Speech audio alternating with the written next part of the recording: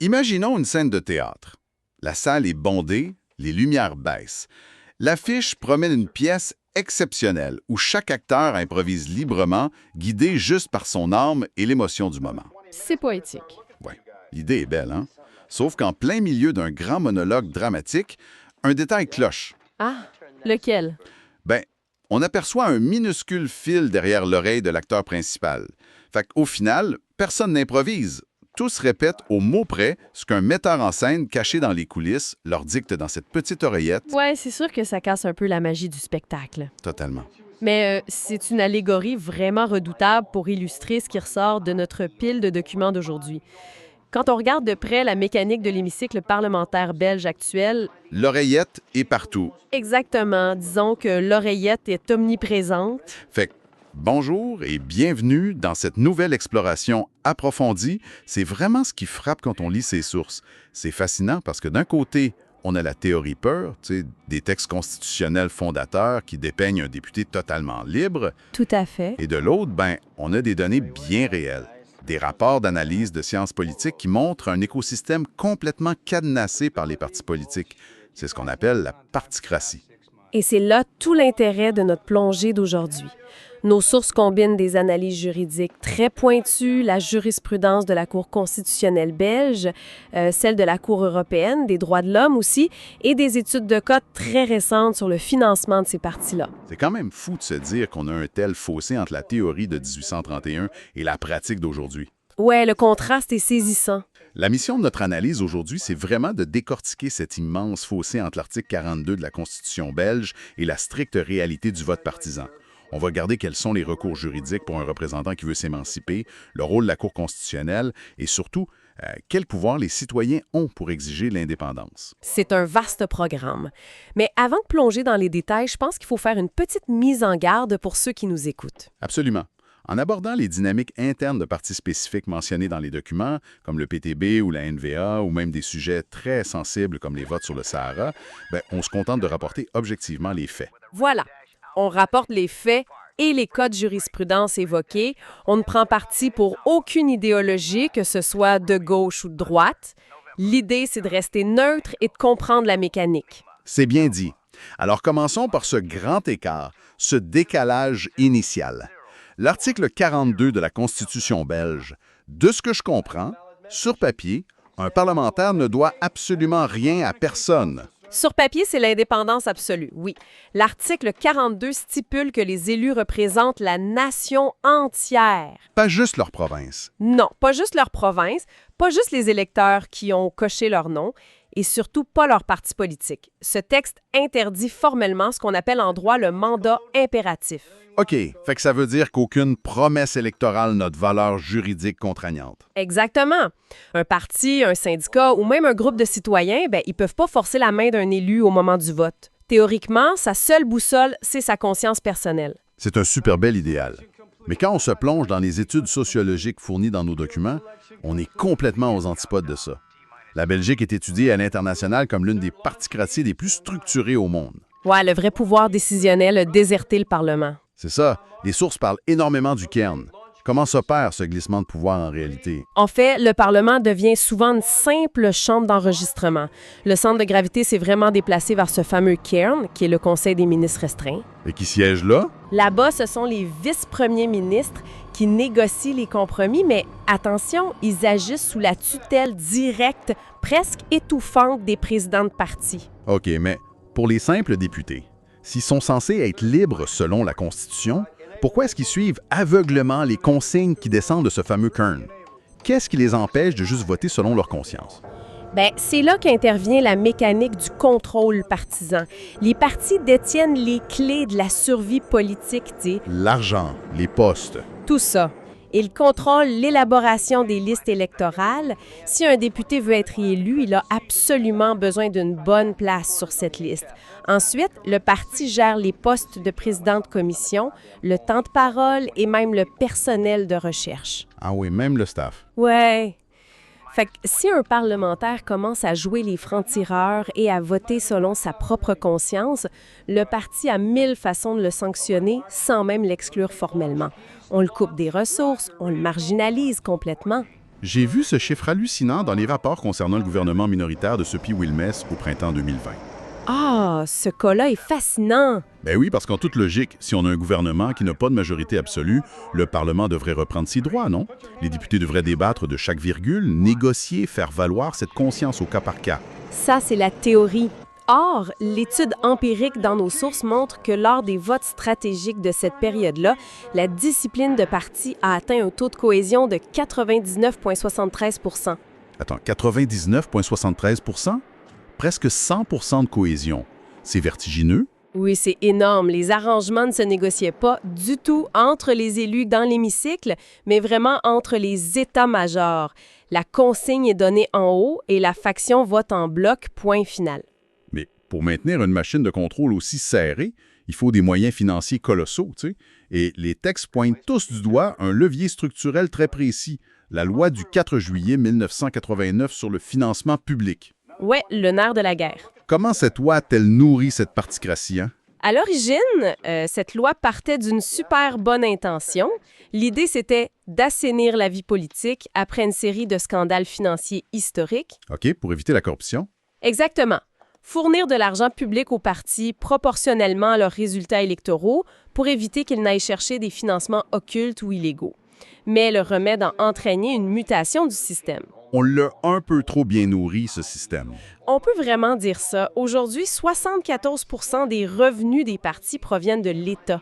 Wow. C'est près de 160 millions d'euros par an d'argent public. Et la faille majeure là-dedans, c'est qu'il n'y a pas de plafond d'accumulation réel. Ils thésaurisent cet argent-là. Les chiffres de 2021 dans les documents donnent le tournis. Un trésor de guerre cumulé de 156,8 millions d'euros pour les partis belges. Avec une force de frappe pareille, le pouvoir d'attraction et de coercition d'un président de parti est juste écrasant. Totalement écrasant, oui. Ce qui m'amène à une question qui saute aux yeux quand on lit tout ça. Si la Constitution dit indépendance totale et que la réalité, c'est un contrôle financier et politique absolu, pourquoi la Cour constitutionnelle belge ne siffle pas simplement la fin de ce paradoxe? C'est la grande question. Pourquoi ne pas invalider ces lois dictées par les partis? La question s'est posée, et c'est tout l'enjeu d'un document central dans nos sources, l'arrêt de principe numéro 130 de 2016. La Cour constitutionnelle a dû clarifier son interprétation de l'article 42 face à des allégations de pression partisane sur les votes. Et qu'est-ce qu'elle répond face à l'évidence de ces pressions-là? Elle a fait preuve d'un pragmatisme impressionnant, on va dire. D'abord, elle réaffirme solennellement le dogme. Le mandat impératif est nul. OK, ça c'est pour la forme. Voilà. Mais ensuite, elle crée une séparation hermétique entre la sphère juridique et la sphère politique. Elle juge que la validité d'une loi ne dépend absolument pas des motifs politiques ou de la pression qu'un parti aurait exercée sur un élu pour qu'il vote. Attends, je vais être sûr de bien saisir la nuance ici. Est-ce que ça veut dire que la Cour affirme en substance, tant que c'est bien le doigt du député qui appuie physiquement sur le bouton de vote dans la salle, on s'en fiche que son président de parti menaçait sa carrière en coulisses? C'est pas mal ça, oui. Mais voyons donc. C'est quand même un peu hypocrite d'un point de vue purement juridique, non? C'est vrai que ça peut ressembler à un aveuglement volontaire. Mais si on connecte ça au fonctionnement global de l'État, bien, la Cour n'a pas vraiment le choix. Ah oui. Pourquoi? Imaginez un instant si elle acceptait d'ausculter les cuisines internes des partis. Si elle devait vérifier pour chaque loi votée si chaque député a voté sans aucune pression psychologique, sans consigne stricte ou sans menace de sanctions électorales. Elle devrait potentiellement annuler toutes les lois du pays. Exactement, ce serait le chaos institutionnel complet. La quasi-totalité de la production législative passerait à la trappe. Fait que, par instinct de conservation pour l'État, le droit choisit de ne regarder que l'acte formel. Tant que le vote dans l'hémicycle est libre en apparence, on creuse pas plus loin. D'accord, je comprends la nécessité de sauver les meubles pour éviter le défendrement de l'État. C'est logique. Mais mettons-nous maintenant à la place d'un parlementaire. OK. Imaginons qu'un jour, un élu en a marre. Il arrache l'oreillette métaphorique et décide de désobéir. Il brise cette discipline de fer sur un vote crucial. Ça arrive. Quels sont ses recours réels face à la colère de son parti? Est-ce qu'un tribunal ordinaire peut le protéger contre une expulsion? Ben, si le parti décide de l'exclure, l'élu peut aller devant les tribunaux civils belges. C'est vrai, mais leur contrôle est ce qu'on appelle marginal. Il faut savoir que les partis politiques sont souvent structurés sous la forme d'associations sans but lucratif, des ASBL. OK. Et ça change quoi? Ça veut dire que le juge civil va se limiter à vérifier le manuel d'instruction interne de la SBL. Fait qu'il vérifie juste la paperasse, dans le fond. Voilà. Le juge va s'assurer que la procédure a été respectée. Est-ce que la règle des 2/3 pour voter l'exclusion a été atteinte? Est-ce que les droits de la défense de l'élu ont été respectés? A-t-il pu s'exprimer? Mais le juge n'évaluera jamais le fond de l'affaire. Il va pas juger la politique. Non, il dira jamais si la décision politique d'exclure ce membre était justifiée ou non. Ça semble être un véritable cul-de-sac pour notre élu rebelle si le juge regarde juste la forme. C'est un peu plate pour lui. Et pourtant, c'est ici qu'intervient le bouclier absolu de l'article 42. C'est la plus grande victoire concrète de ces textes. Ah, l'exclusion du parti n'entraîne jamais, au grand jamais, la perte du siège au Parlement. Jamais. Jamais. L'élu détient son mandat de la nation, pas de son parti. Fait qu'il conserve sa place jusqu'à la fin de la législature, généralement en siégeant comme indépendant. Donc, en résumé, c'est un peu comme un divorce très acrimonieux. Le parti peut changer les serrures de la maison familiale, il peut te couper l'accès au compte bancaire commun, t'enlever ton équipe, mais il n'a absolument pas le droit de te faire renvoyer de ta job au Parlement. L'article 42 garantit que tu gardes ton bureau. Le parallèle est super juste. Le parti peut te priver de ses ressources propres, mais il ne peut pas toucher à ton statut constitutionnel. Et d'ailleurs, les rapports analysent des cas très récents pour illustrer ça de manière concrète. On parle notamment des remous au sein du parti PTB-PVDA en 2024-2026. Ouais, et je rappelle à notre auditoire que nos sources analysent ces défections d'un œil purement mécanique et juridique. T'sais. On explore les faits rapportés sans prendre parti ni juger les positions politiques qui sont abordées. On regarde juste comment le système réagit. Tout à fait. L'intérêt de ces cas réside vraiment dans la friction entre un parti qui est connu pour sa discipline extrêmement forte et des élus qui décident de s'émanciper. Des figures comme Youssef Handichi ou Jory Dupont ont fini par quitter les rangs. Il y a aussi le cas de Rachida Ait Aloua, qui est détaillé dans les documents. Le point de rupture s'est cristallisé autour d'un vote géopolitique concernant le Sahara. Oui, un cas d'école. Elle dénonçait une machine rigide qui ne tolérait aucune nuance personnelle. Et les sources évoquent aussi l'aspect financier de cette discipline, ce qui m'a surpris. Les élus de cette formation doivent reverser une énorme partie de leurs indemnités parlementaires au parti et gardent juste environ 2 000 à 2 500 € net par mois pour vivre. Le reste alimente la casse commune. C'est ça. Mais ce qui est fascinant sur le plan juridique, c'est que malgré une structure et une pression aussi forte, ces élus ont pu rompre avec le parti tout en conservant leur mandat public. Ce fameux bouclier local fonctionne. C'est quand même rassurant. Oui. Et ce qui est encore plus intéressant, c'est qu'il s'adosse aujourd'hui à une protection supranationale qui est de plus en plus stricte, celle de la Cour européenne des droits de l'homme. L'arbitre européen a l'air de scruter ces questions de particratie de très près ces dernières années, non? De très, très près, oui. Il y a eu une première étape avec l'arrêt Karacsony en 2016 qui concernait la Hongrie. OK, et qu'est-ce qu'ils ont dit? La Cour a statué qu'infliger des amendes financières arbitraires à des parlementaires dissidents pour leur comportement dans l'hémicycle, sans procédure de défense indépendante, c'était une violation de la liberté d'expression. Wow, un vrai rappel à l'ordre. Mais le véritable séisme, c'est un arrêt tout récent, l'arrêt Tomenko de juillet 2025. Tomenko, c'était une affaire en Ukraine, c'est ça? Pourquoi cet arrêt change-t-il autant la donne? Dans cette affaire ukrainienne, la législation permettait carrément à un parti politique de déchoir légalement un député de son siège s'il décidait de quitter sa faction. Le parti pouvait littéralement récupérer le siège pour y mettre quelqu'un d'autre. Aïe, aïe, il pouvait juste le remplacer. Oui, et la Cour européenne a condamné cette pratique de manière cinglante. Elle a estimé qu'une telle loi plaçait le pouvoir des partis au-dessus de l'électorat souverain. C'est le coup de grâce au mandat impératif. Précisément. Même si la Belgique ne pratique pas la destitution d'élus aujourd'hui, cet arrêt Tomenko lance un avertissement extrêmement clair. Fait que si la Belgique, ça y est. Exactement. Si la particratie belge ou n'importe quel État membre cherchait un jour à modifier ses lois pour pouvoir virer légalement un dissident de l'hémicycle, le droit européen s'y opposerait catégoriquement. Le siège appartient à l'électeur, pas au parti. Bon, ça, c'est super rassurant pour la survie de l'élu. Mais qu'en est-il de l'électeur, justement? Le citoyen ordinaire qui lit les journaux, qui voit ces 156 millions d'euros s'accumuler, qui constate cette discipline de vote à 99 %. Ouais, il peut se sentir impuissant. Est-ce qu'il existe un pouvoir concret d'action pour les citoyens? Comment ils peuvent exiger que ce système redevienne indépendant et s'attaquer à cette manne financière? C'est ici que l'ingénierie juridique devient vraiment pointue. T'sais. Un citoyen seul ne peut pas attaquer une loi ordinaire, comme un budget, sous prétexte qu'elle a été votée sous pression partisane. Ça passerait pas. OK. Règle du jeu électoral. Il y a un exemple récent de ça dans les sources, n'est-ce pas? L'arrêt 35 de 2024. Exactement. En mars 2024, la Cour constitutionnelle a rendu une décision super importante concernant le vote des jeunes de 16 et 17 ans. Le gouvernement avait prévu que leur participation aux élections européennes serait facultative, alors qu'elle est strictement obligatoire pour les adultes sous peine de sanctions. OK, 2 poids, 2 mesures. Voilà. Des recours citoyens ont été introduits et la Cour a annulé cette disposition facultative au nom du principe d'égalité. Cela démontre que le citoyen a vraiment le pouvoir de forcer l'État à respecter les règles d'équité dans le processus électoral lui-même. C'est une belle démonstration de force.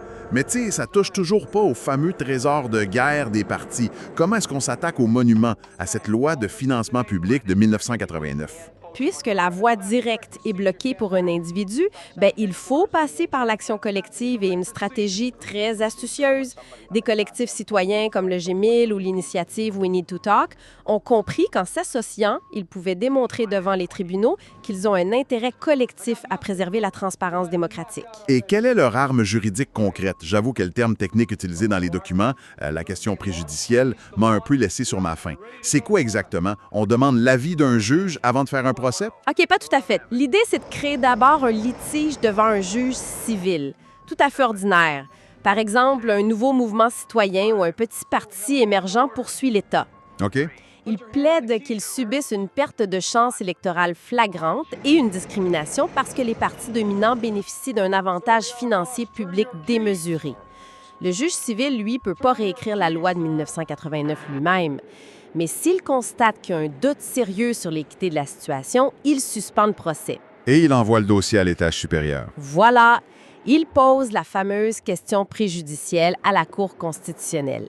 Il lui demande en substance, est-ce que cette loi de 1989, en créant ce monopole financier d'État pour quelques partis, ne viole pas les principes d'égalité inscrits dans la Constitution et ne vient-elle pas anéantir l'indépendance de l'élu garantie par l'article 42? Ah, je comprends beaucoup mieux l'enchaînement. Et ça rejoint ce que les textes appellent l'omission inconstitutionnelle. C'est bien ça? Les citoyens poursuivent pas l'État sur ce qui est écrit dans la loi, mais sur ce que la loi a oublié d'inclure. C'est exactement l'angle d'attaque de ces collectifs. L'argument ne consiste pas à dire que financer publiquement la politique est une mauvaise chose en soi. Non, c'est le manque de limites. C'est ça. L'argument est de dire que l'omission par le législateur de fixer un plafond raisonnable d'accumulation des richesses et l'omission d'instaurer un organe de contrôle véritablement indépendant, ça crée une inégalité structurelle illégale. En termes Leplerre, ça veut dire qu'une poignée de citoyens bien organisés pourrait utiliser cette faille dans la matrice de la particratie pour forcer la justice à faire le procès des richesses des partis politiques. C'est fascinant comme stratégie. Et c'est la voie juridique la plus prometteuse et la plus élaborée aujourd'hui pour bousculer le système de l'intérieur. Prenons un instant pour rassembler toutes ces pièces. Si on synthétise ce qu'on a vu, la fiction du député totalement libre de ses choix, elle est mise à mal par des décennies d'hyper-financement public et de centralisation du pouvoir par les partis. Oui, la réalité est dure. Pourtant, le système a ses failles et ses protections. Grâce à l'inaliénabilité du mandat en droit belge et à la vigilance croissante de la Cour européenne des droits de l'homme, un élu peut encore s'émanciper. Et de leur côté, les citoyens disposent de leviers juridiques bien réels, comme les recours populaires ou les questions préjudicielles pour exiger des comptes. C'est vraiment la conclusion majeure de ces rapports. Comprendre cette mécanique complexe, c'est pas juste un exercice théorique pour les avocats, tu sais. Non, c'est clair. Ça permet à quiconque s'intéresse à la santé de nos démocraties de voir au-delà du théâtre politique des petites phrases quotidiennes. Ça permet de saisir où se trouve le véritable pouvoir. Il réside dans ces fameuses lois de financement électoral et dans la maîtrise de ces mécanismes constitutionnels de recours. Ça m'amène à une dernière réflexion, peut-être un peu provocatrice pour terminer cette exploration, là. Je t'écoute.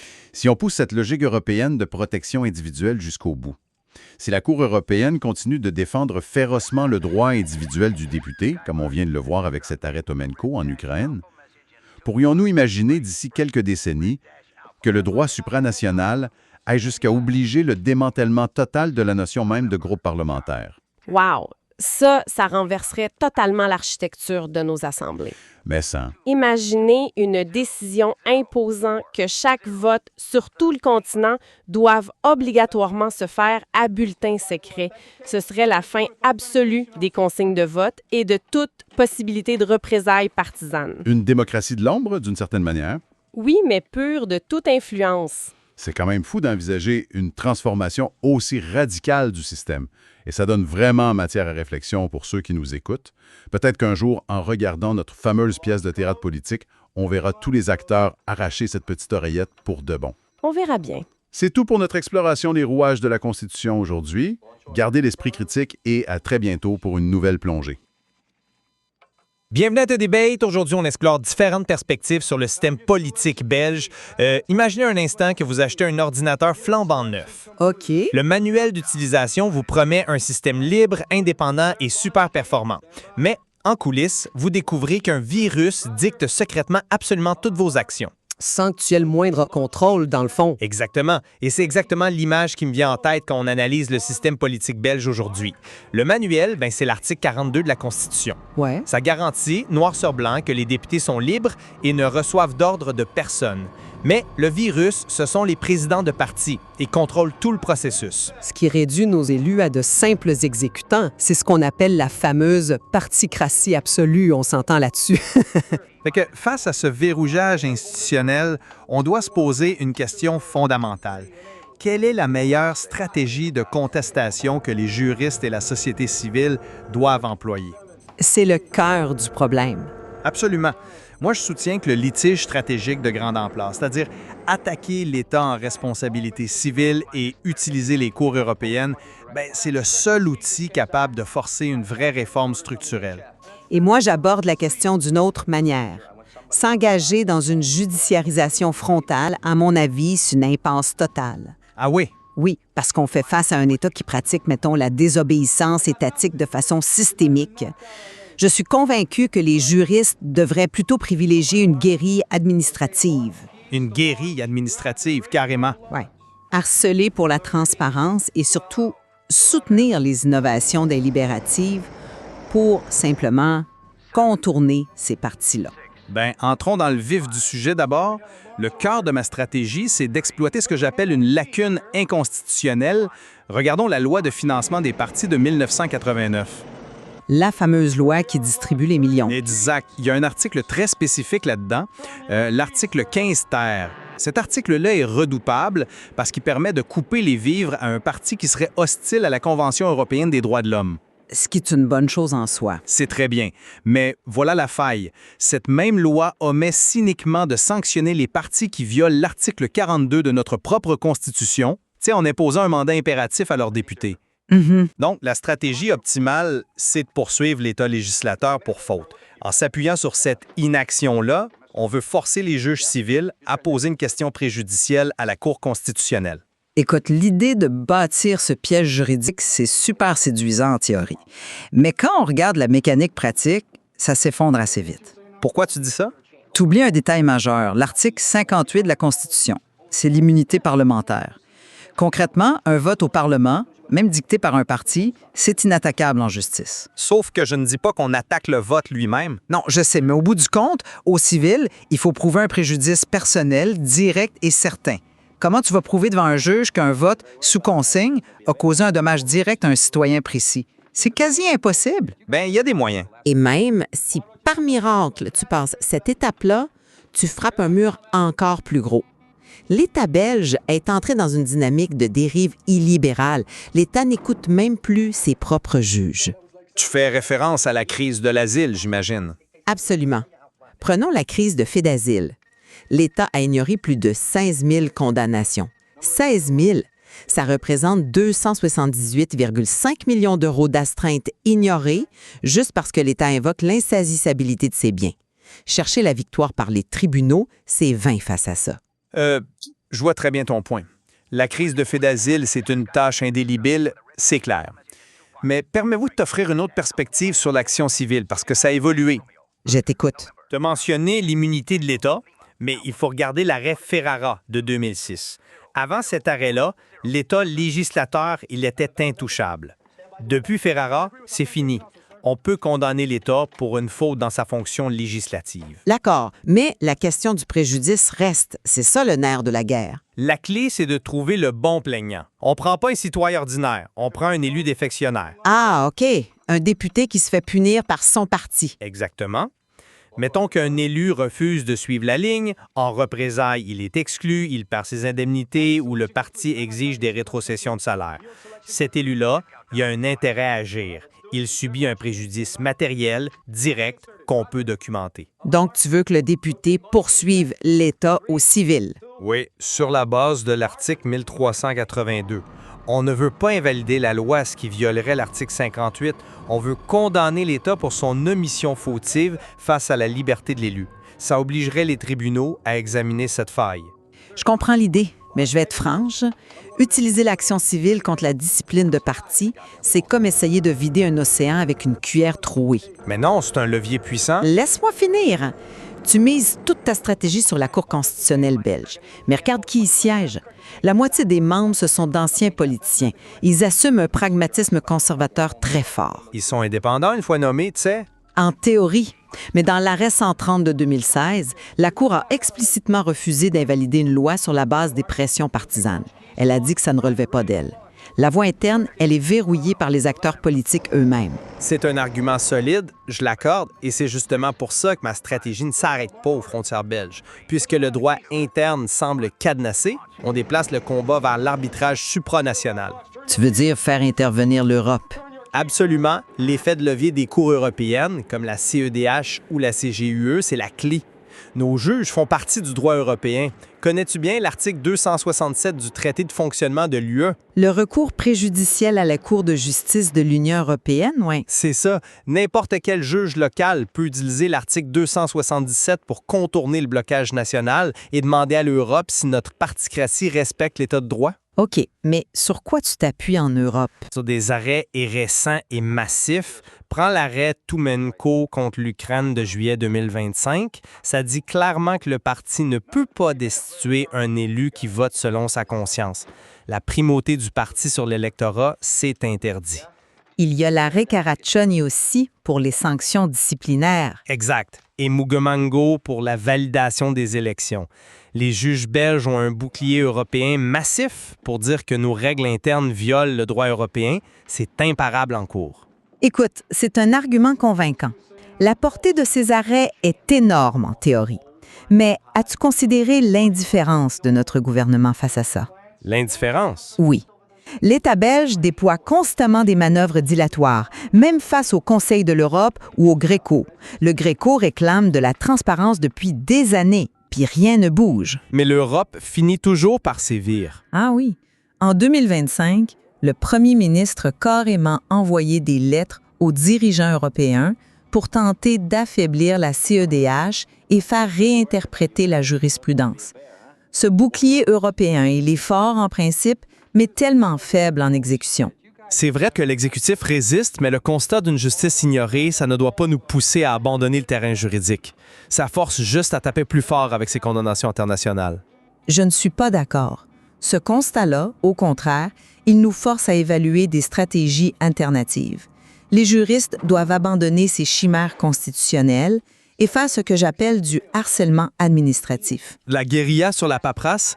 C'est pas juste de la paperasse. Aujourd'hui, le vrai pouvoir, il est dans le cairn, le Conseil des ministres restreints. C'est un organe opaque, sans base constitutionnelle solide. C'est vrai que tout se décide là en vase clos. Fait que la stratégie la plus efficace, c'est d'utiliser la CADA à la Commission d'accès aux documents administratifs et la Convention d'Aarhus. Il faut attaquer systématiquement l'exception de stratégie politique qu'ils ont passée dans la loi du 12 mai 2024. Je ne suis pas du tout convaincu par ce raisonnement. Pourquoi ça les expose? parce que tu surestimes le pouvoir de la CADA. Ces avis ne sont même pas contraignants. L'administration l'ignore allègrement. Prends l'affaire de la zone de police Vèdre, ou pire, l'affaire Médista. Médista, c'était grave, oui. Le ministre a carrément bloqué l'accès pour cacher 100 millions de matériel périmé. Tu vas au Conseil d'État, ça prend des années et ça coûte une fortune. Ton harcèlement administratif, ça ne modifie pas les structures de pouvoir. À lui seul, non. C'est pour ça que la deuxième partie de ma stratégie, c'est d'investir dans l'innovation délibérative. Les assemblées citoyennes. Exact. Le modèle osbelgien, par exemple, supplante organiquement le rôle sclérosé des partis en intégrant les citoyens. Ça contourne l'impasse juridique et ça recrée de la légitimité. C'est bien beau la consultation citoyenne, mais ça reste des recommandations. Le chef de parti, le lendemain matin, il leur donne quand même à son député comment voter. Ça prend une condamnation retentissante au civil ou au niveau européen. Tu crois encore au grand soir judiciaire? Regarde la jurisprudence fondatrice Klimatsák en novembre 2023. Près de 60 000 citoyens ont fait condamner l'État sur la base de l'article 1382, la responsabilité civile. C'est la seule chose qui a la force de frappe nécessaire pour briser l'impunité de la particratie. Et regarde ce qui s'est passé avec Klimatsák. C'est l'exemple parfait. L'État a été condamné, oui, mais est-ce qu'ils ont agi? Non. Ils refusent de s'exécuter. L'État est un État voyou, barricadé derrière ses immunités et l'insaisissabilité de ses biens. Mais l'impact politique est énorme. On pourrait même importer des concepts comme l'Organstreit für Fair allemand. Oh, là, tu vas loin dans la doctrine. C'est super pertinent. Un élu qui poursuit son propre groupe parlementaire devant une cour constitutionnelle, imagine la force symbolique d'un chef de parti forcé de justifier ses pressions à la barre. Ce serait un beau spectacle, je te l'accorde, mais c'est une perte de temps et d'énergie. On est face à une violence de la pratique politique qui se fout de ses subtilités. Fait qu'on arrive déjà au terme de cet échange, et ce qui est intéressant, c'est qu'on a le même diagnostic au fond. Ouais. Le hiatus béant entre l'article 42 de notre Constitution et la réalité de la particratie, c'est une faille majeure. Et on s'accorde aussi sur le fait que le système financier des partis verrouille complètement le marché politique. Absolument. C'est un monopole subventionné. Par contre, on diverge fortement sur la méthode. Moi, je maintiens que le litige stratégique, forcer l'application de la jurisprudence européenne et engager la responsabilité civile de l'État, ça demeure l'arme la plus tranchante pour démanteler cette infrastructure juridique asymétrique. Et moi, je campe sur ma position. Face à un État voyou capable d'ignorer des milliers de condamnations, l'énergie des juristes est beaucoup mieux investie dans la guérilla pour la transparence et dans l'instauration de nouveaux modèles de représentation citoyenne. Il faut contourner ce champ de bataille truqué. C'est tout le défi de notre époque et on vous invite, chers auditeurs, à forger votre propre conclusion quant au rôle du juriste face à l'hégémonie politique. C'est important de débattre de ces différentes approches-là. Ça assure la vitalité d'un État de droit moderne. Tout à fait. L'avenir nous dira quelle stratégie portera ses fruits. Merci d'avoir été avec nous et à la prochaine pour un autre débat.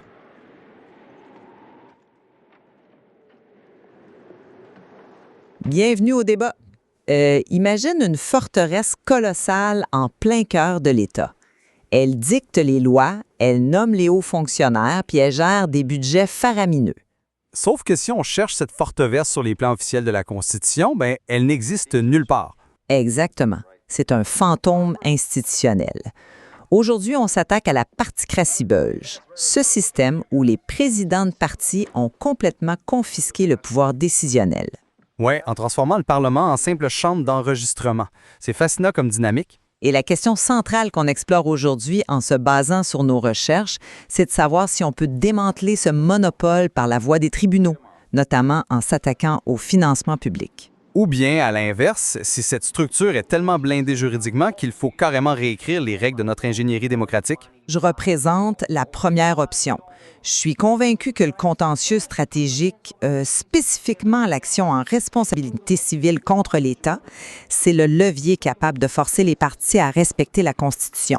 Et moi, j'aborde ça d'un tout autre angle. Je plaide pour une réforme structurelle, parce qu'attendre qu'un juge vienne sauver la démocratie, c'est une illusion face aux immunités actuelles.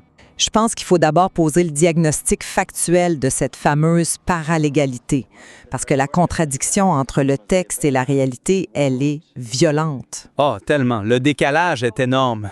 Dans notre Constitution, l'article 42 est la clé de voûte. Il garantit le mandat libre. Donc, un député représente la nation, il n'est pas censé recevoir d'ordre. Sauf que depuis la loi de financement de 1989, la réalité financière a complètement écrasé ce texte-là. C'est ça. Aujourd'hui, on parle de près de 80 des revenus des partis qui proviennent de dotations publiques.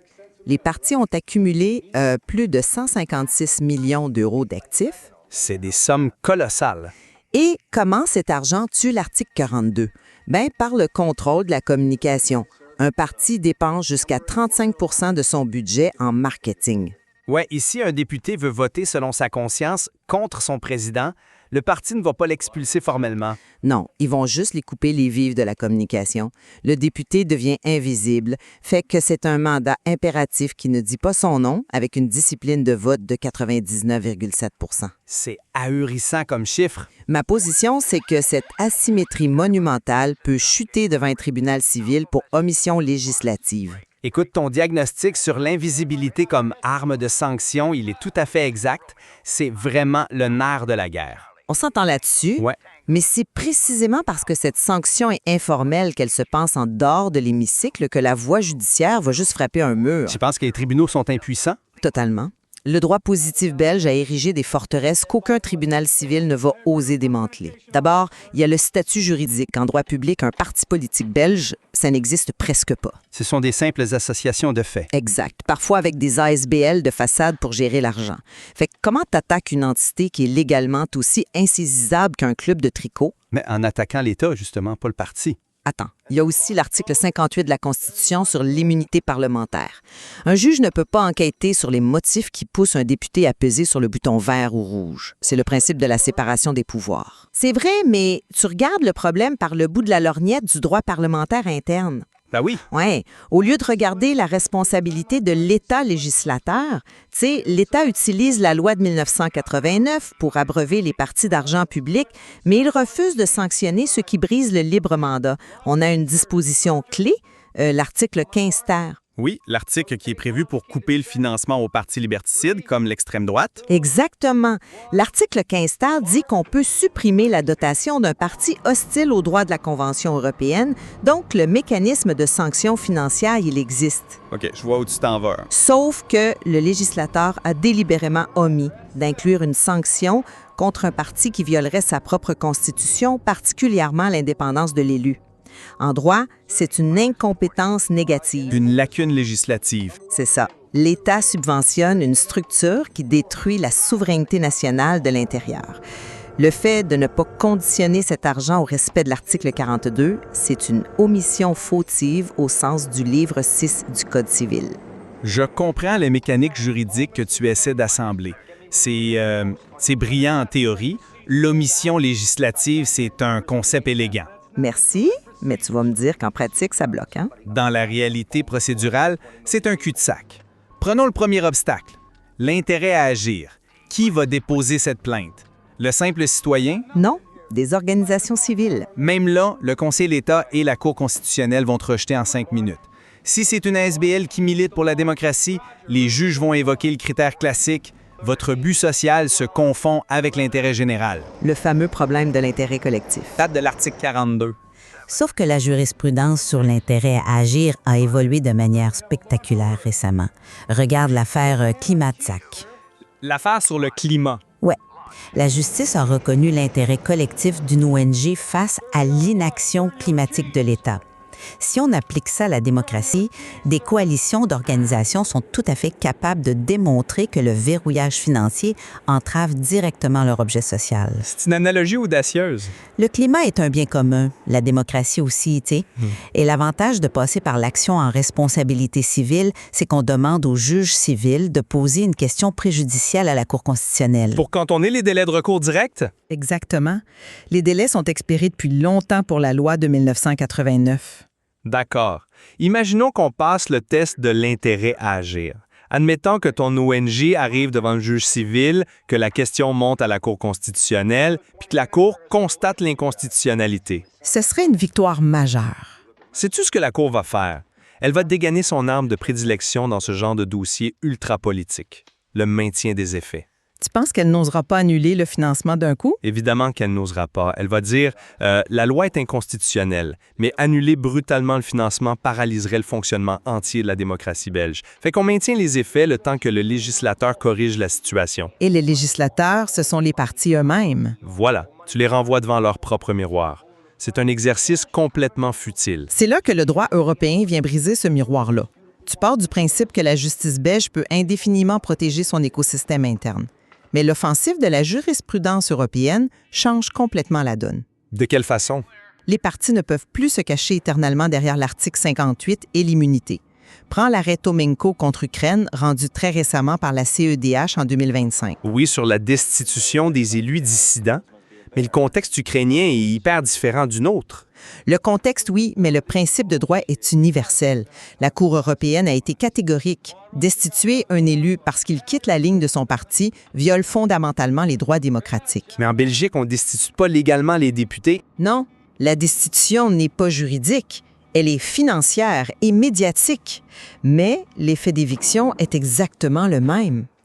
Et surtout, regarde l'arrêt Mugemango de 2020 qui condamnait directement la Belgique. Ah oui, sur le fait que le Parlement wallon validait ses propres élections. Absolument.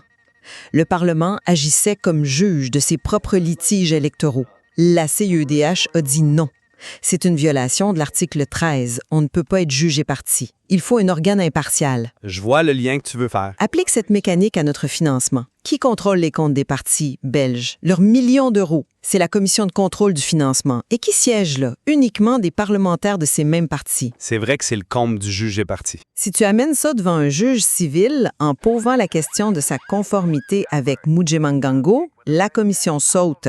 Le juge national est obligé d'appliquer la CEDH. L'arrêt Mugemangango était un électrochoc, c'est indéniable. Mais tu fais un saut logique énorme en voulant transposer la validation d'une élection, qui est très formelle, au contrôle de la discipline interne d'un parti. Tu trouves que c'est si différent? Oui, parce qu'il faut comparer notre système à d'autres. En Allemagne, par exemple, ils ont le mécanisme de l'Organstreitverfahren. Le recours constitutionnel spécifique. Exact. Ça permet à la Cour de Karlsruhe de trancher des litiges organiques. Un député allemand a un droit subjectif opposable à son propre groupe parlementaire.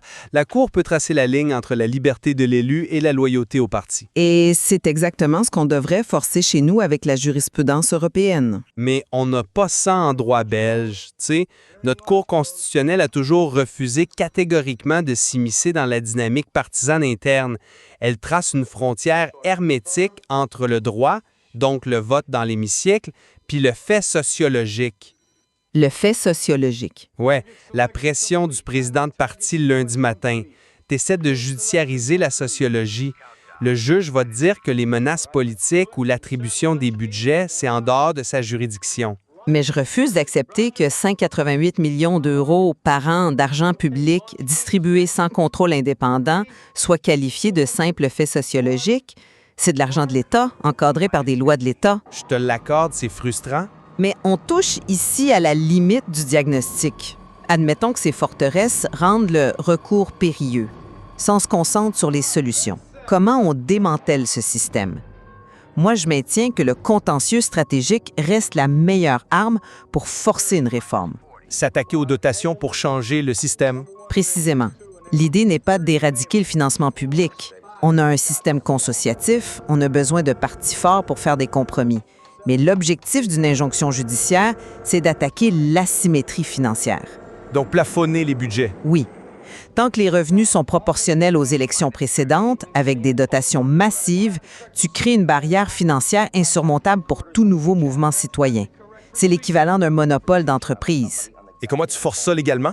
On utiliserait les lignes directrices de la Commission de Venise, qui exige un traitement équitable, pour forcer un plafonnement drastique. Sous la pression des articles 10 et 11 de la Constitution sur l'égalité, le juge pourrait imposer une véritable égalité des armes sur le marché politique. Cette approche me pose problème parce qu'elle traite le symptôme au lieu de la maladie. Limiter l'argent, c'est bien, mais ça ne change rien à la nature obscure des partis eux-mêmes. Ça réduit leur pouvoir de coercition quand même. Peut-être, mais tu restes suspendu au bon vouloir d'une décision de cour qui sera exécutée à contre-cœur. C'est pour ça que je propose une refonte complète de notre ingénierie démocratique. Une réforme en 3 axes qui contourne totalement ce fétichisme judiciaire. D'accord. Et par où tu commences sans l'intervention d'un juge? Je commence par une loi organique sur les partis. C'est ahurissant qu'en 2026, l'entité qui contrôle l'État belge n'ait pas de personnalité juridique de droit public. C'est clair que le statut d'association de fait, ça n'a plus de sens. Exactement. Il faut les obliger à adopter des statuts légaux vérifiables. En gros, vous voulez de l'argent public? Parfait. Prouvez-nous que vos candidats sont désignés par des votes internes, secrets et transparents. On crée une coquille légale qu'on peut auditer. Ben, je t'arrête tout de suite sur la loi organique. C'est une belle construction intellectuelle. Mais le problème est flagrant. Qui va la voter, cette loi-là? Le Parlement, sous la pression. Les présidents de partis vont ordonner à leurs députés de voter une loi qui détruit leur propre pouvoir absolu. C'est le paradoxe ultime. Ils vont jamais s'auto-réguler. C'est pour ça que je reviens toujours aux juges. On a besoin d'une coercition externe. Ils la voteront si on modifie l'écosystème autour d'eux. Et c'est là qu'entrent en jeu mes deux autres volets. Le deuxième axe, ce sont les commissions délibératives citoyennes, basées sur le modèle osbelgien de la communauté germanophone. L'institutionnalisation du tirage au sort. Oui, pas juste des sondages ou des jurys consultatifs. Le modèle osbelgien pérennise le tirage au sort. Le Parlement a l'obligation légale de se positionner publiquement sur les recommandations citoyennes. Tu forces les députés à débattre sur des textes qui n'ont pas été écrits par les partis. J'ai suivi de près l'expérience osbelgien. C'est indéniablement intéressant. Mais la mécanique de récupération partisane, elle est brutale, tu sais. Comment ça? Les citoyens font un travail admirable, déposent sa recommandation, et là, la discipline de parti reprend le dessus. Le chef de groupe dit que ça ne correspond pas au programme, les députés votent contre, puis la belle délibération finit dans une armoire. Le parti a toujours le dernier mot. C'est précisément pour ça que mon troisième volet est le plus agressif. L'indépendance totale de l'administration et des nominations. S'attaquer au clientélisme. Exactement. La particratie survit grâce au clientélisme. Il faut attaquer le cairn, ce conseil des ministres restreint qui décide de tout, dans l'opacité. Et surtout, l'hypertrophie des cabinets ministériels. Un ministre en Belgique peut avoir plus d'une centaine de collaborateurs politiques. Une vraie administration de l'ombre. C'est ça. Si tu supprimes ces cabinets puis que tu redonnes le pouvoir à une fonction publique neutre et inamovible, tu coupes le robinet du favoritisme. Sans poste à distribuer, le pouvoir coercitif des partis s'effondre. D'accord. Là, on touche au vrai problème de fond. Je te concède que détruire le système des cabinets ministériels pléthoriques ferait extrêmement mal à la particratie. Ce serait une énorme perte de contrôle. Ah, on est d'accord. Oui, mais tu reviens toujours à une réalité purement politique. Tu décris des réformes législatives qui demandent une volonté politique écrasante.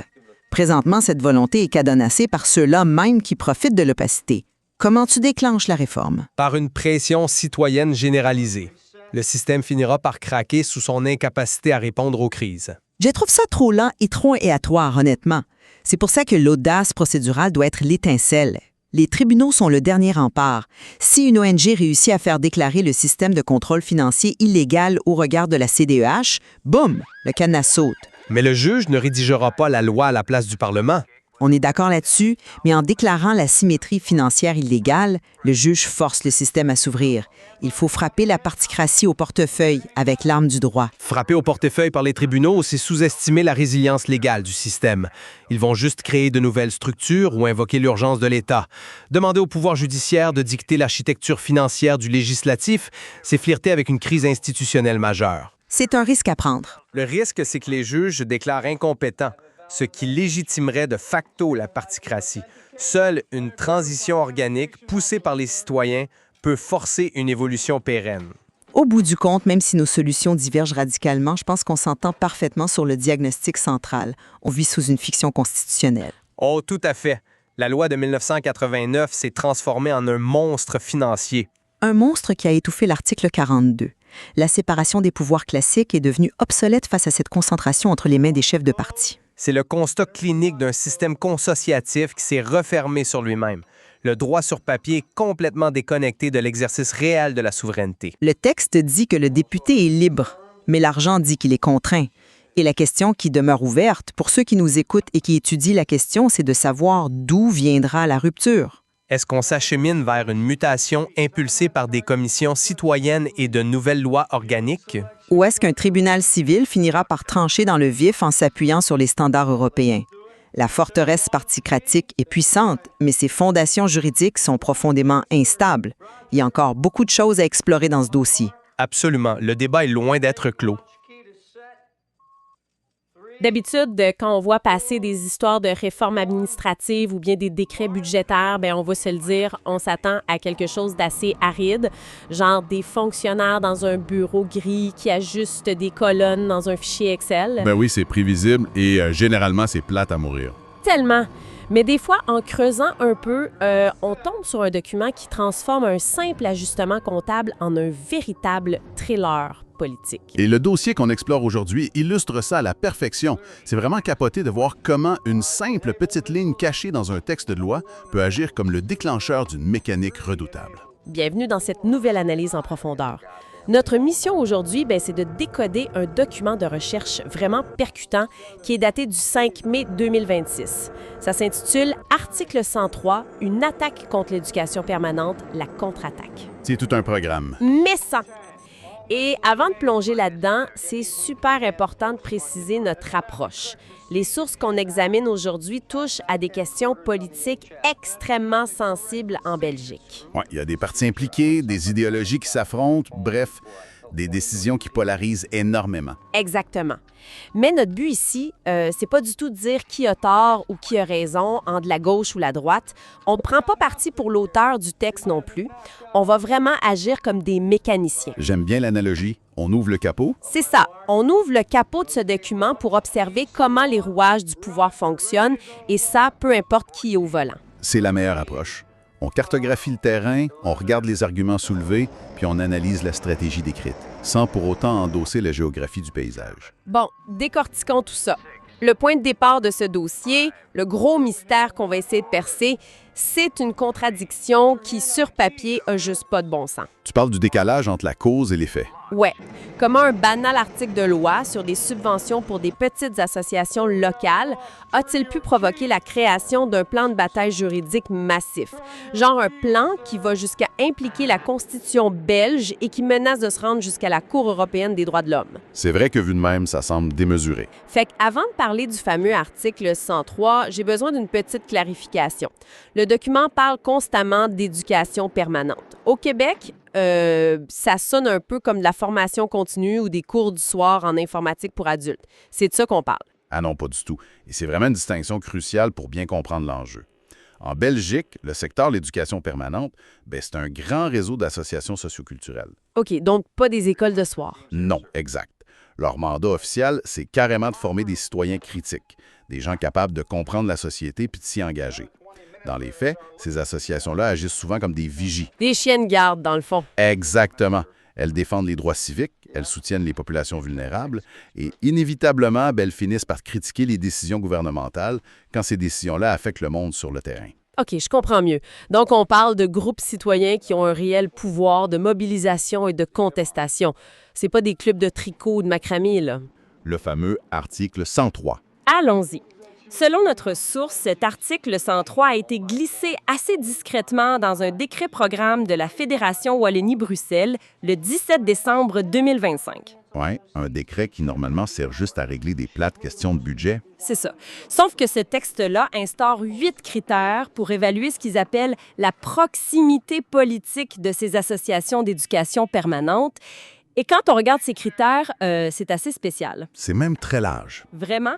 On parle d'utiliser des couleurs ou des symboles graphiques qui seraient associés à un parti politique ou encore d'organiser des événements conjoints en contexte électoral. Le problème avec ces critères-là, c'est leur ampleur démesurée. En Belgique, le paysage politique est tellement fragmenté que pratiquement toutes les couleurs primaires et secondaires sont déjà la marque de commerce d'un parti. Ah ouais, le rouge, le bleu, le vert, l'orange. Exact.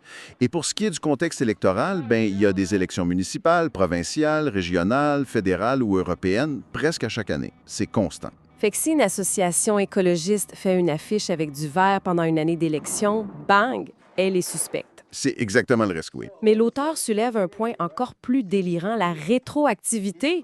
Ces critères-là vont s'appliquer en reculant sur les 5 dernières années. Ouais, ça, c'est le bout le plus intense. Écoute, c'est comme recevoir une contravention dans la poste aujourd'hui parce qu'on a roulé à 50 km/h la semaine passée, alors que la limite de vitesse sur cette rue-là vient tout juste d'être baissée à 30 ce matin. C'est une excellente analogie. On vient pénaliser des actions qui étaient parfaitement légales au moment où elles ont eu lieu. Ce qui est fascinant ici, c'est que ce flou monumental, puis cette rétroactivité-là, bien, ce sont absolument pas des erreurs de rédaction maladroites. C'est intentionnel. Hein? Selon l'auteur, c'est la mécanique même du contrôle. En fait, ça vient inverser complètement la charge de la preuve. Comment ça?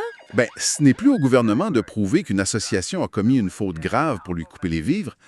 C'est l'association qui doit constamment se justifier et prouver son innocence face à des critères super subjectifs. Ouf, ça crée un climat de suspicion permanente, là. Tellement. Si une association valide ne serait-ce que 4 de ces 8 critères flous, son financement, qui était garanti pour un cycle de 5 ans, bien, il est réduit à un seul petit mandat d'1 an. 1 an au lieu de 5? On va se le dire, c'est une mort lente. Tu peux rien planifier à long terme, tu peux pas garder tes employés. Non, c'est impossible de gérer comme ça. Et le document lie cet étranglement financier à une autre loi, au niveau fédéral cette fois, qui date de 2025, la loi Quintin. Ah oui, j'ai vu ça. C'est quoi exactement cette loi Quintin? C'est un projet qui a été porté par le ministre de l'Intérieur. Cette loi permet l'interdiction pure et simple d'associations qui seraient jugées, je mets des gros guillemets, radicales par l'administration. Radicales selon qui? Selon l'administration, justement, et ça sans même passer par un juge au préalable. On parle de geler les comptes en banque, de fermer les locaux physiques, et ça s'accompagne de peines allant jusqu'à 3 ans de prison. C'est pas rien. La source utilise une image très claire pour décrire la situation globale. C'est une pince à 2 mâchoires. OK, je vois l'image. La loi Quentin, c'est la menace pénale, l'épée qui pend au-dessus de la tête. Et l'article 103, ben, c'est l'étranglement administratif puis financier. C'est une combinaison assez redoutable, mais je veux faire l'avocat du diable une minute, là. Vas-y. On est fin 2025, début 2026. L'économie mondiale est pas simple, l'inflation fait des ravages partout, les taux d'intérêt pèsent lourd sur les budgets de l'État. C'est sûr. Fait que demander aux associations de justifier leur utilité, geler certaines subventions ou les faire fonctionner par appel à projets ponctuels, est-ce que c'est pas tout simplement de la bonne gestion financière? À un moment donné, il faut bien rationaliser l'argent public, non? Bien, ça, c'est le discours officiel, évidemment. L'austérité inévitable. Mais le document s'attaque frontalement à cet argument-là, puis il le fait avec des données mathématiques précises. Qu'est-ce que les chiffres disent? L'auteur démontre que l'austérité n'est pas appliquée de manière égale du tout. Elle est extrêmement ciblée. Donne-moi un exemple. Par exemple, la coalition gouvernementale de l'époque, qu'on appelle la coalition Arizona, a décidé de geler l'indexation des dotations qui vont aux partis politiques. L'économie que ça représente. À peine 3,19 millions d'euros par an. OK, 3 millions sur un budget national, c'est des pinottes. Une vraie goutte d'eau. Par contre, en même temps, les coupes imposées au secteur de la culture et de l'éducation permanente sont complètement dévastatrices. Ah oui, le texte donne l'exemple de la médiathèque nouvelle, je pense. Exactement. C'est une institution culturelle qui existe depuis 70 ans.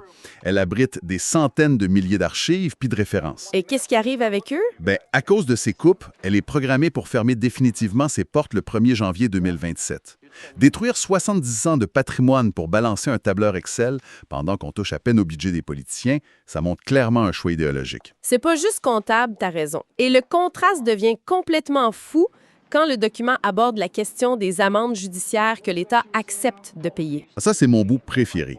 C'est là que l'argument de la rigueur budgétaire s'effondre totalement selon la source. L'histoire des astreintes. Oui.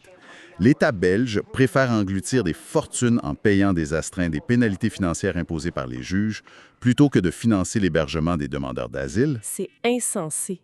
Le document cite un arrêt majeur, l'affaire Camara contre Belgique en 2023, où la Cour européenne des droits de l'homme a pointé une carence systémique. Les chiffres sont ahurissants.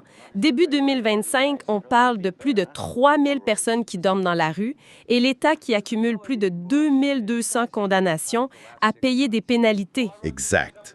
Donc, l'État paye des millions juste pour avoir le droit de ne pas respecter les jugements de ses propres tribunaux. Ça coûte techniquement plus cher de payer l'amende que de loger ces gens-là. C'est pour ça que la source dit que l'austérité ici, c'est une arme politique, c'est pas une nécessité économique. C'est le cœur de la thèse, oui. Et ça nous amène à comprendre comment fonctionne ce fameux financement par appel à projet.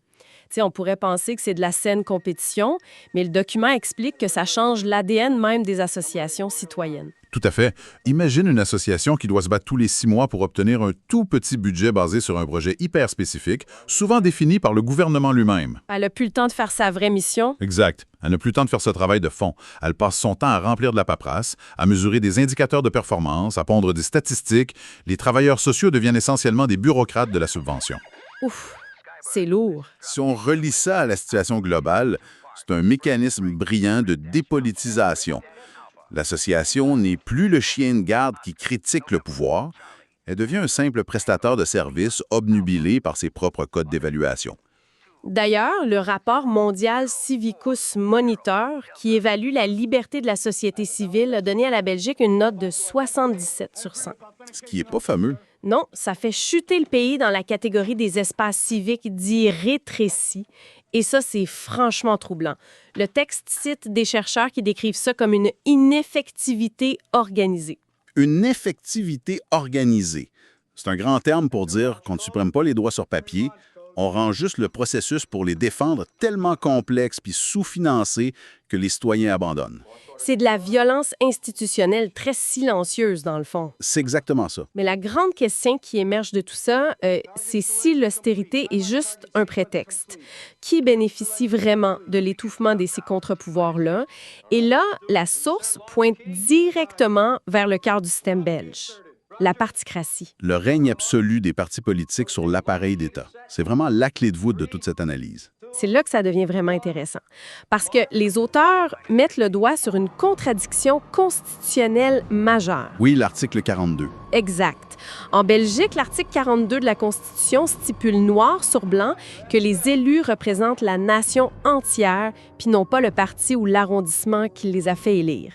Surtout, cet article-là interdit le mandat impératif. Ça veut dire concrètement qu'un chef de parti n'a pas le droit d'obliger un député à voter d'une certaine manière. Le député est censé être 100% libre de sa conscience. En théorie. Mais quand on regarde les statistiques dans les parlements belges, la discipline de vote frôle les 99,73 %. 99,73 % d'unanimité. C'est capoté. On s'entend que c'est pas de la cohésion idéologique à ce niveau-là, c'est un système de commandement industriel. Certains partis n'ont eu absolument aucune dissidence lors des votes sur toute une législature au complet. Mais comment c'est possible? Le document explique précisément le triple verrou qui maintient cette particratie en place, et ce, en violation totale de l'esprit de la Constitution. Ces 3 verrous expliquent à peu près tout. Le premier, évidemment, c'est l'argent. Le verrou financier est colossal. Les partis traditionnels se partagent 188,3 millions d'euros par an d'argent public. 188 millions? Ouais. Pour mettre ça en perspective, ça représente 7,10 centimes par habitant. En France voisine, c'est environ 1 euro par habitant. Ah ouais, c'est 7 fois plus. On parle de financement public qui constitue entre 77 % et 91 % des revenus totaux des partis en Belgique. C'est une véritable forteresse financière qui empêche pratiquement toute nouvelle force politique d'émerger de manière compétitive. C'est des montants faramineux. Ensuite, le deuxième verrou, c'est le contrôle du mandat lui-même. La source mentionne des pratiques qui semblent tout droit sorties d'un autre siècle. Tu penses aux rétrocessions, Evelyne? Oui, on les fameuses rétrocessions obligatoires. L'élu doit reverser une bonne portion de son salaire de député directement dans les coffres de son parti.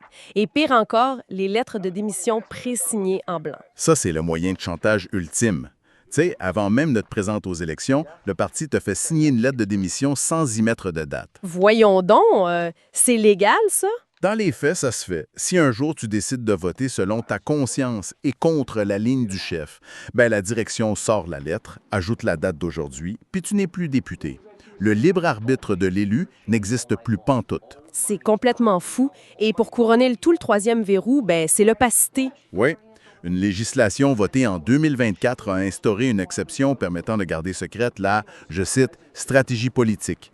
Les décisions se prennent carrément en vase clos. C'est pas surprenant que la Belgique se retrouve classée 122e sur 139 pays pour l'accès à l'information gouvernementale avec des règles de même. C'est très logique, au fond. Mettons, imagine ça une seconde dans le monde des affaires. C'est comme si le conseil d'administration d'une énorme compagnie votait pour réduire le budget de l'auditeur externe et dépendant sous prétexte que les temps sont durs. Ouais, tout en gardant leurs propres privilèges. Exact, tout en s'octroyant des budgets de fonctionnement illimités, sans aucun vérificateur. En plus, les directeurs exigeraient que les employés leur remettent une part de leur chèque de paie chaque semaine. Le fameux racket de la rétrocession. Puis pendant ce temps-là, ils s'arrangent pour couper le financement du syndicat qui essaie de critiquer leur gestion. Tu sais, une entreprise qui ferait ça serait poursuivie puis fermée en une semaine, là. C'est sûr. Mais là, on parle de la gestion d'un État au grand complet. L'anomalie est tellement flagrante que les instances internationales sonnent l'alarme depuis des années. Ah oui, le GRCO. Le GRCO, l'organe anticorruption du Conseil de l'Europe, place la Belgique en situation de non-conformité depuis 2009 sur ces questions-là. Depuis 2009? C'est lent à maudit. Et la source rapporte un événement très révélateur. Le 20 mars 2026, des regroupements citoyens ont publiquement demandé aux 10 présidents de partis politiques belges de signer un simple engagement sur l'honneur à respecter ce fameux article 42 de la Constitution. Juste promettre de respecter la loi suprême du pays, tu sais. Et le résultat? Zéro. Pas un seul des 10 présidents a accepté de signer. C'est un silence qui crie la vérité. Complètement. Mais bon, face à un système aussi blindé, avec des partis qui ont des centaines de millions, puis qui contrôlent les parlements, qu'est-ce que la société civile peut faire? Surtout quand on sait que la moitié des juges de la Cour constitutionnelle belge sont eux-mêmes d'anciens politiciens nommés par ces partis-là. C'est le nœud du problème. Mais c'est là que le document propose une stratégie assez brillante. Une véritable contre-attaque juridique asymétrique. J'adore le terme. Parce que la porte en avant de la Cour constitutionnelle, elle est verrouillée. Tu sais, un citoyen normal ne peut pas juste cogner à la porte de la Cour et dire « Hey, je conteste la loi de financement des partis ». Non, ça marche pas de même en droit. La Cour va lui répondre qu'il n'a pas l'intérêt personnel direct et immédiat requis pour agir. La demande va juste être rejetée à l'entrée. Fait que le plan élaboré dans le document, c'est de passer par la fenêtre en utilisant un mécanisme très spécifique. La question préjudicielle. Le cheval de Troie juridique, exactement. Attends, je vais être sûr de bien comprendre la mécanique parce qu'on s'entend qu'un juge de première instance dans un tribunal civil normal, il peut pas juste décider d'annuler une loi constitutionnelle de son propre chef. Comment ils veulent faire sauter le verrou sans avoir la clé? C'est justement là toute la beauté puis la technicité du plan. C'est en 4 étapes. Vas-y avec l'étape 1. La première étape, c'est la documentation. Il faut monter un dossier béton qui prouve que l'opacité et le mandat impératif sont réels et documentés. Le refus des présidents de signer l'engagement le 20 mars 2026, c'est une pièce à conviction parfaite pour ça. OK, mais il faut amener ça devant un juge. C'est l'étape 2. Trouver le bon véhicule juridique, le plaignant idéal. Puisque citoyen ordinaire va se faire jeter dehors, il faut quelqu'un qui a été directement lésé par le système de financement des partis. Exact. Le document suggère d'utiliser, par exemple, un ancien élu qui a subi ces fameuses pressions. Quelqu'un qui a été forcé de reverser une partie de son salaire à son parti sous la menace, par exemple. Voilà. La source évoque d'anciens membres dissidents de certains partis, comme le PTB. Cet ex-élu-là entame une poursuite au civil de façon très classique en utilisant l'article 1382 du Code civil. Donc, il dit au juge « J'ai subi un préjudice financier et moral à cause de la façon dont les lois de financement des partis sont faites. » C'est en plein ça. Et c'est là qu'on arrive au piège de l'étape 3, la fameuse question préjudicielle. Comment ça fonctionne exactement? Le mécanisme est imparable. En droit, si un juge civil ordinaire doit appliquer une loi pour rendre sa décision, mais qu'il a un doute sérieux sur le fait que cette loi pourrait violer la Constitution, il n'a pas le droit de trancher lui-même. Ah, il est bloqué! Il a l'obligation légale de peser sur le bouton « Pause » du procès, puis d'envoyer la question en haut, directement à la Cour constitutionnelle. Le juge civil devient donc le véhicule, malgré lui, qui force la porte de la Cour. C'est super astucieux. Et c'est quoi la contradiction constitutionnelle qu'ils vont soulever pour obliger le juge civil à douter? Ça soulève une question importante d'asymétrie légale. Il pointe vers la loi de 1989 sur le financement des partis, plus précisément l'article 15 ter. Qu'est-ce qu'il dit, cet article-là? Il dit qu'un parti perd son financement public s'il est ouvertement hostile aux droits humains. Très bien en soi. Mais la question préjudiciale demanderait pourquoi cette même loi ne prévoit aucune privation de financement pour un parti qui viole allègrement l'article 42 de la Constitution en imposant un mandat impératif à ses députés. Wow! Pourquoi on finance avec des millions publics des structures qui bafouent le principe de base de la représentation libre? C'est un angle d'attaque extrêmement pointu. C'est une faille juridique majeure, une vraie discrimination dans l'application de la Constitution. Totalement. Mais qu'est-ce qui avide si la Cour constitutionnelle belge, avec ses juges ex-politiciens, décide de bloquer la manœuvre ou de faire semblant de rien voir? C'est là qu'intervient l'étape 4, l'option nucléaire. Sortir des frontières de la Belgique. La Cour européenne. Oui. Les plaignants porteraient l'affaire devant la Cour européenne des droits de l'homme à Strasbourg. Ils plaideraient l'absence de recours interne effectif en Belgique, puis la violation grave du droit à des élections libres. Fait que l'idée, c'est pas juste de gagner des dommages à intérêt pour un ex-élu, là. Non, pas en tout. L'objectif avoué de la source, c'est d'utiliser cette pression judiciaire intense-là pour forcer une refonte complète du système de financement des partis. Ils veulent vraiment changer les règles du jeu au complet, là. Exactement. Le document suggère de s'inspirer du modèle allemand où l'argent public versé à un parti est plafonné à 50% maximum de ses revenus totaux. Ce qui le forcerait à maintenir un vrai lien avec ses électeurs pour se financer. Avec en plus de vrais audits indépendants. Et l'auteur justifie cette approche par un chiffre étourdissant. Il calcule que depuis le vote de la loi de 1989 sur le financement politique, c'est plus de 4 milliards d'euros d'argent public qui ont été captés par ces partis-là sans réel contrôle indépendant. 4 milliards d'euros. On s'arrête là une seconde. 4 000 millions d'euros. C'est l'équivalent du budget annuel complet de certaines régions entières. C'est vertigineux quand on y pense. Cet argent-là a servi année après année, décennie après décennie, à huiler une machine qui réélit les mêmes structures. Puis aujourd'hui, cette même machine se sert de l'argument de l'hostilité pour couper l'herbe sous le pied des petites associations de citoyens qui posent un peu trop de questions. C'est le constat implacable du document. Quand on regarde ça dans son ensemble, c'est assez renversant. Au début, notre exploration, on pensait décortiquer un simple litige administratif sur l'article 103, sur des histoires de logos puis de couleurs pendant les élections. Ouais, on était loin du compte. Tellement. Au final, le document nous montre que c'est juste la pointe de l'iceberg d'une bataille colossale pour l'intégrité de la démocratie belge au grand complet. C'est vraiment la grande force de cette source. Elle connecte l'infiniment petit, la bureaucratie des subventions associatives, à l'infiniment grand, l'équilibre des pouvoirs constitutionnels. Tout est lié au fond. Oui. Et ça nous laisse sur une réflexion assez profonde qui découle directement des constats de l'auteur. Tu sais, si l'on admet que 4 milliards d'euros ont financé, depuis 1989, ce circuit fermé de professionnels de la politique, protégés par leurs 3 verrous, Oui. Imaginons une autre réalité. À quoi ressemblerait le tissu social aujourd'hui si seulement une petite fraction de ces milliards-là avait été investie pour renforcer cette fameuse éducation permanente? Ça changerait tout? Si cet argent avait servi à apprendre aux citoyens les plus vulnérables comment décrypter la machine étatique, comment revendiquer leurs droits, puis comment s'organiser pour faire face aux abus du système. C'est une pensée incroyable. Et ça répond peut-être de façon détournée à la question de départ. L'article 103 puis la loi Quintet, ce sont sans doute pas des accidents de parcours bureaucratiques. Non, ce serait étonnant. C'est potentiellement la réaction d'un système qui veut s'assurer que cette société alternative-là, éduquée puis revendicative, prenne jamais trop de place. C'est le danger d'un peuple trop bien informé. La véritable éducation citoyenne, au fond, commence quand on ose regarder sous le capot pour comprendre ces fameux rouages invisibles du pouvoir. Puis c'est pas mal ce qu'on a fait aujourd'hui. Absolument, on a mis les mains dans le moteur. Ce document de mai 2026 va assurément continuer de faire couler beaucoup d'encre et la stratégie de la question préjudicielle est là, sur la table, prête à être utilisée. Ça va être fascinant à suivre. Un gros merci d'avoir fait cette plongée avec nous dans ces eaux troubles. On se retrouve très bientôt pour une prochaine exploration documentaire. Imaginons un instant un système où l'État dépense plus de 4 milliards d'euros de l'argent public pour garantir l'indépendance de ses politiciens. Ouais, 4 milliards, c'est pas rien, là. Vraiment pas.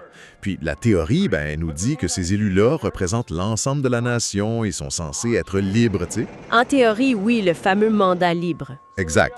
Sauf que, quand on regarde les vraies statistiques de vote, on s'aperçoit que ces mêmes politiciens sont forcés de voter exactement selon la ligne du parti dans 99,73% des cas. C'est un chiffre qui est complètement aberrant quand on s'y arrête 2 secondes. C'est capoté. Il y a un gouffre monumental entre ce que la loi prétend financer et ce qui se passe pour de vrai sur le terrain. Fait que c'est le point de départ de notre analyse approfondie d'aujourd'hui. Et on a une source vraiment fascinante pour ça. Absolument. On se penche sur un dossier d'investigation civique indépendant qui s'intitule « La démocratie belge sous la loupe ». Ouais, un site en libre accès. C'est ça.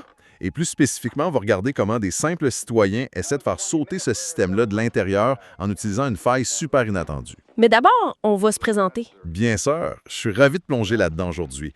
Fait que le dossier qui nous occupe, il s'articule autour de 6 courriers ouverts. Des lettres adressées à d'anciens élus du Parti du travail de Belgique, le PTB, qui ont récemment démissionné. Et il faut d'emblée poser les balises de cette discussion-là. L'objectif de notre exploration aujourd'hui, c'est absolument pas de faire de la politique partisane. Non, pas du tout. On n'est pas là pour pointer du doigt une idéologie de gauche ou de droite, en fait.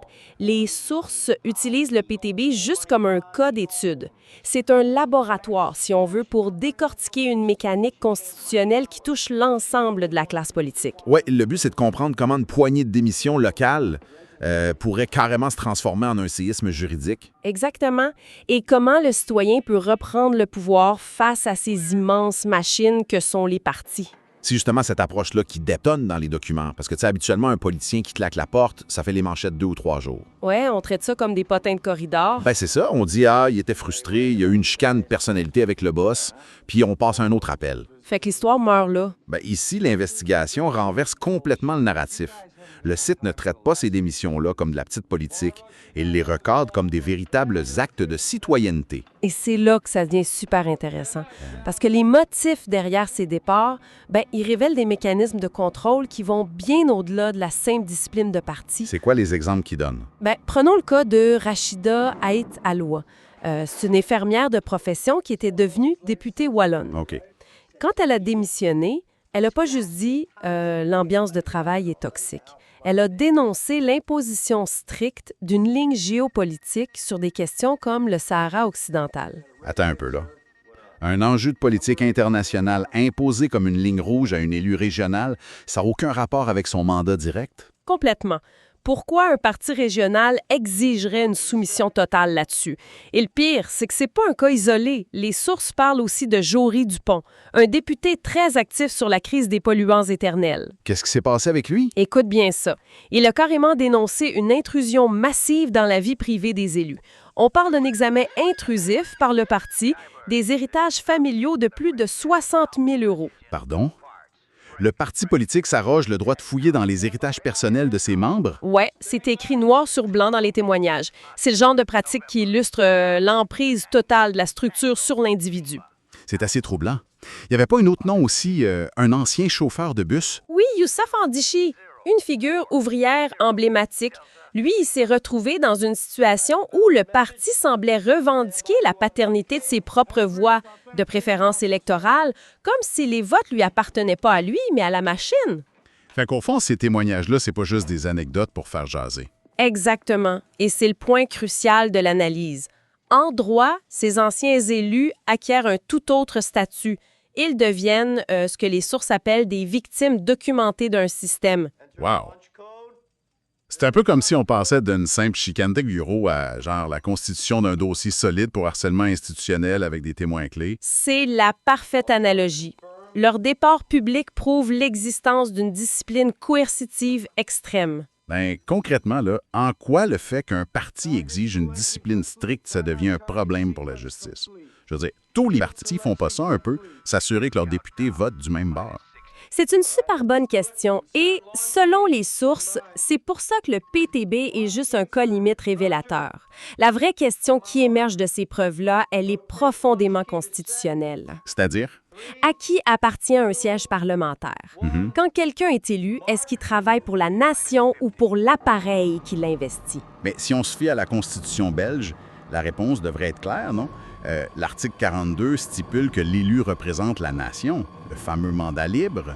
Absolument. Et le mandat impératif, donc le fait d'obliger un élu à voter d'une certaine façon, c'est formellement interdit. Sauf que tantôt, tu sais, je parlais du chiffre de 99,73 %. Ouais, sous le gouvernement Wilmès II, la cohésion de vote partisan atteignait ça.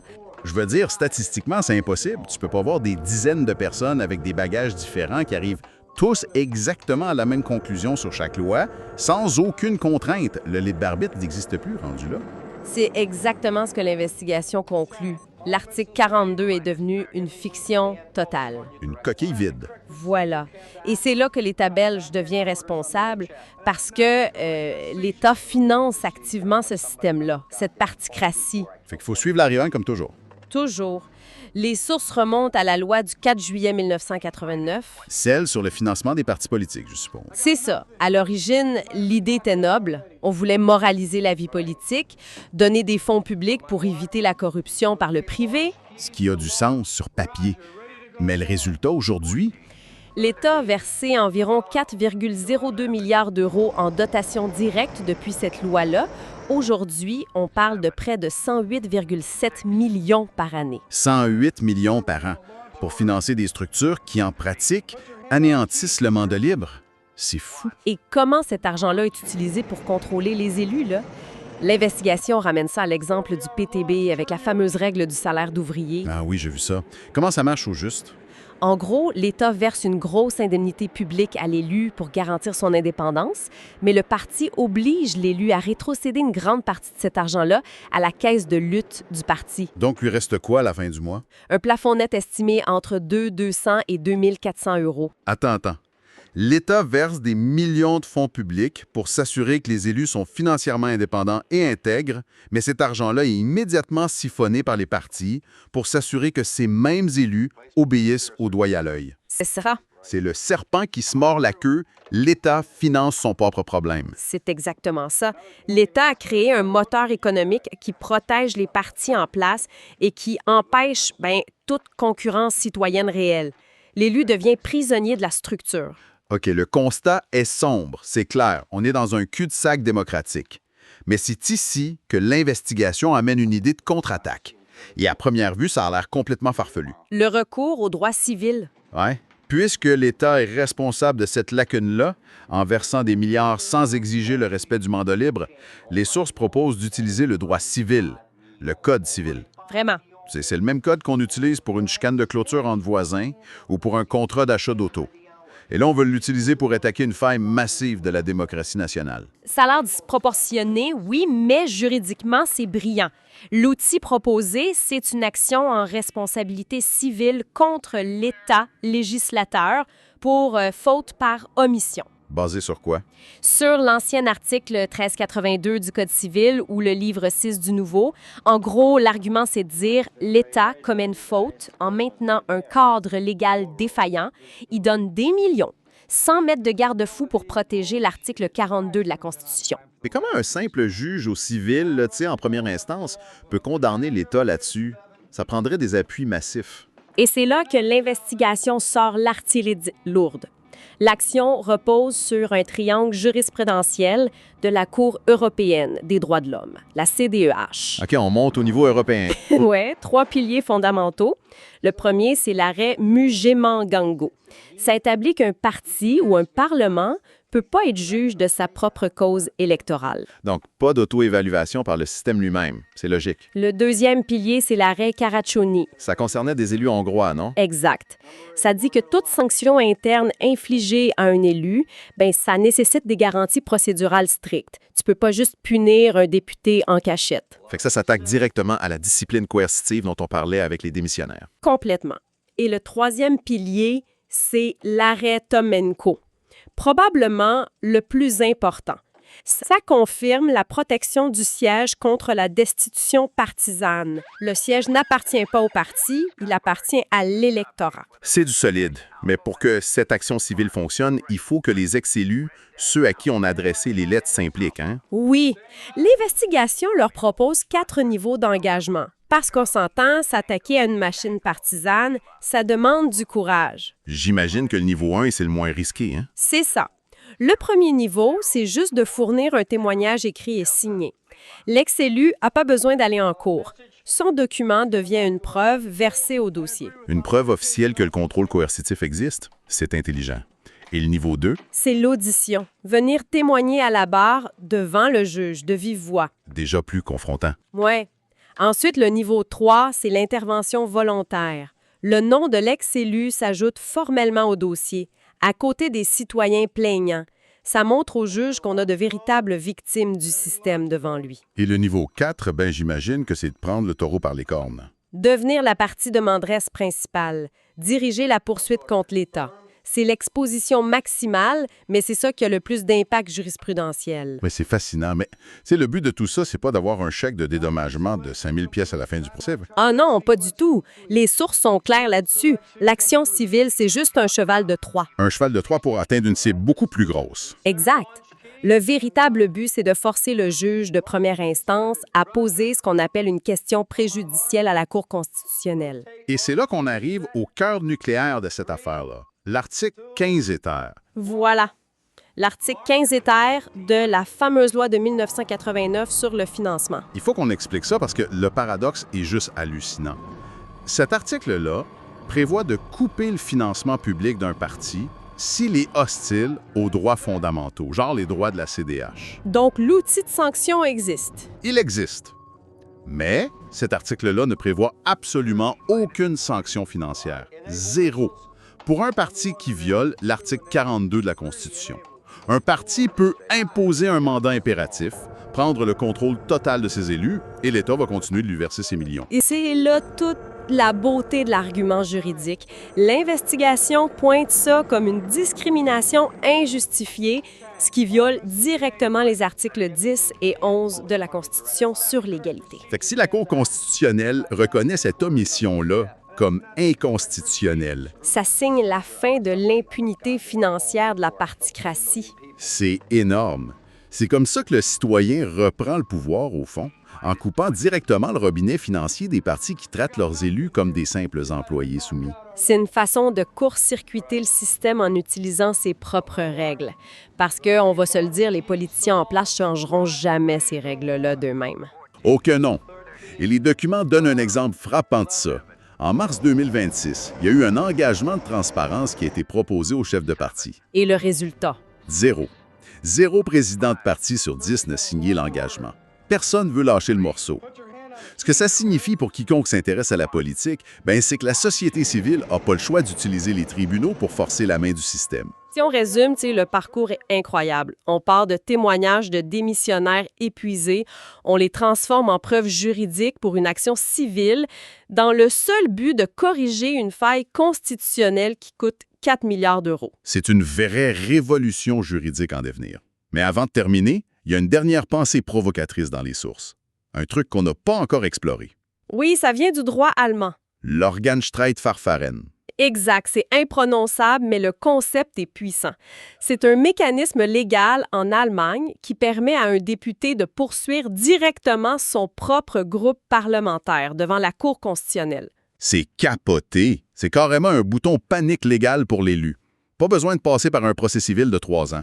S'il subit des pressions, il va direct à la Cour. Fait que ça nous amène à une question vraiment intéressante pour l'auditoire.